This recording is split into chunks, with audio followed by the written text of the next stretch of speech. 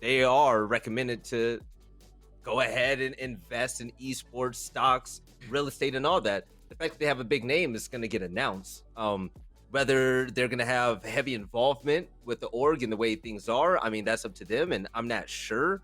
But that's pretty much how it goes. I mean, investors they come and go all the time. So if you see Kevin Durant come in and he goes, like, I wouldn't think anything negative of the organization or anything like that. No, It's of course just, not. Just didn't pan out, didn't work out.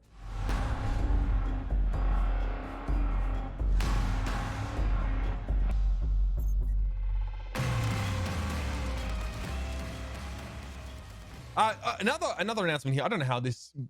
I mean, I don't know how important this will be in the long term, but we've heard that Kevin Durant is partnering with Andbox. So, I mean, I just see a lot of names of probably rich people. But essentially, yeah, it's another example of someone who's very prominent inside the sports industry getting involved in esports. Can only be a good thing. You know, obviously, remember, Andbox aren't just the VALORANT team, but also the New York Excelsior and the New York Subliners in the CDL, I think. So they are, you know, an org that, I mean, while they don't have a VALORANT team right now, they're pretty prolific. So this is good. More involvement from mainstream personalities, people with that VC.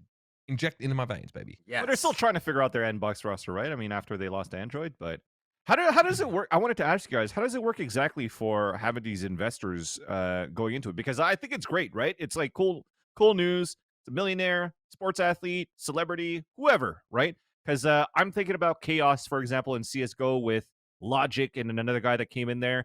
And then we're thinking about Echo Fox, for example. Yep. And then we were also thinking about, I don't know his name, but the owner of the Cavaliers that also is in there. Jonas Jerebko. Yeah, and then what happens after, like, that was the Renegades guy, sorry. Yeah, sorry. Yeah, whoever it was, right? You have a lot of big names that are investing and pumping money into these organizations, but slowly but surely, like Ricky Fox is out, or Rick Fox, sorry, is out, and then Logic is out, and then whatnot. Like, what entices them to invest, and what makes them pull out?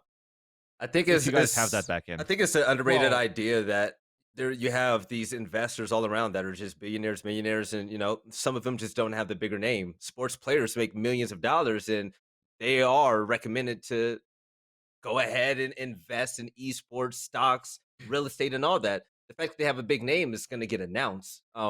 Whether they're going to have heavy involvement with the org and the way things are, I mean, that's up to them, and I'm not sure. But that's pretty much how it goes. I mean, investors they come and go all the time. So if you see Kevin Durant come in and he goes, like, I wouldn't think anything negative of the organization or anything like that. No, of course not. It just didn't pan out, didn't work out. I would say that it starts from like someone's financial advisor going, hey, I mean, 18 to 35s are really enjoying digital content right now.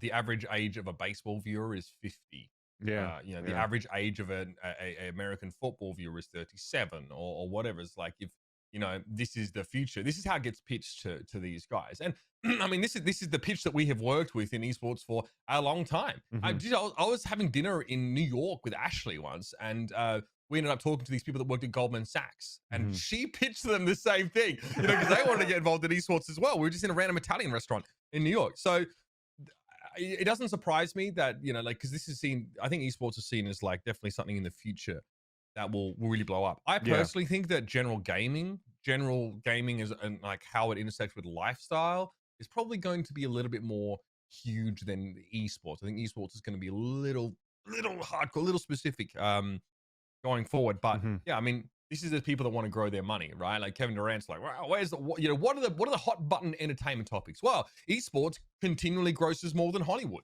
Wow, I mean, that sounds pretty good. You know, esports more, you know, like the Invitational has more prize money than fucking Wimbledon. Okay, well, you know, sign me up for that. So for people with venture capital, I think it seems like a pretty logical direction to go in. I have seen some god-awful stewardship of venture capital in esports, though. Some fail, because every motherfucker is an esports consultant on LinkedIn.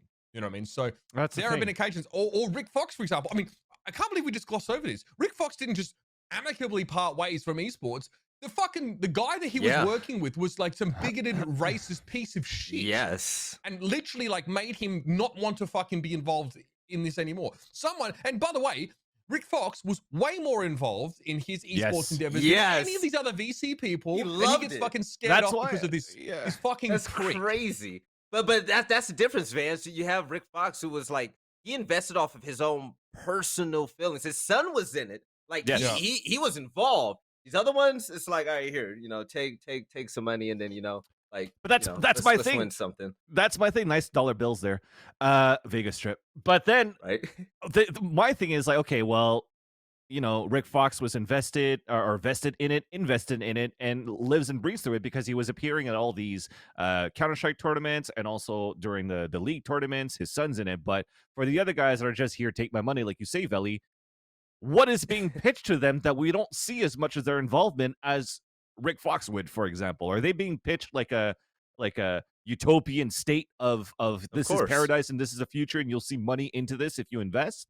Or are people trying to pitch it to them more in a grassroots way to let them understand that it's a progressional growth and don't steal the money away from these investors, because that just hinders the scene, in my opinion. Vance, if you're a billionaire and you're like, I want to invest in something, and I come up to you and say, hey, I know the biggest thing you never heard about is esports. You Yeah. have 16-year-olds and all these motherfuckers making millions of dollars. People quit McDonald's. Somebody quit McDonald's and made $1 million the next way. We have an esports tournament where they're playing for $20 million.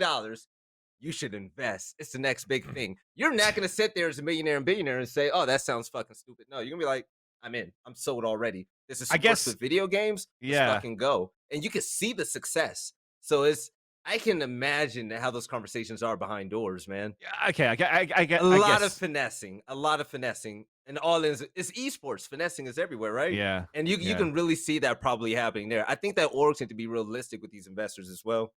That's it. Be realistic with investors. That's what I wanted. The key thing right there. And even for me, I guess it makes sense that if I am a billionaire and I lose $5 million, I don't give a fuck. But I guess I'm just thinking more of a pleb like myself that's just trying to grow the scene, that I don't want people to like quote unquote lie to these venture capitalists. And like I said, it hinders the scene in the long run. I mean, we've experienced it with the fucking CGS and Counter-Strike Source with DirecTV and all that shit. And that kind of killed CS for a couple of years until CSGO came out. I just don't want that to happen again. I mean, yeah, I think Scoots makes a great point in the chat, is that I think quite often these investors are sold this snake oil idea that their investment will equate to a rev share. Yeah. I may or may not know something about that. $20 million for a slot and promise of revenue share in the future. Like I've kind of been there. To be fair, I can say that I know that there are a couple of Overwatch League franchises that are turning a profit, and there's some that just aren't. Right, Mhm. so there's a whole level of complexity. By the way, if you try to pitch a rev share model to teams in Valorant, but you don't sell broadcast rights because you have everyone co-streaming your tournaments, that might be a problem. So I just to quickly double back there as well, allowing co-streaming means that you don't really sell your broadcast to anyone, which means that that's a very large way of gaining revenue that is no longer available to you.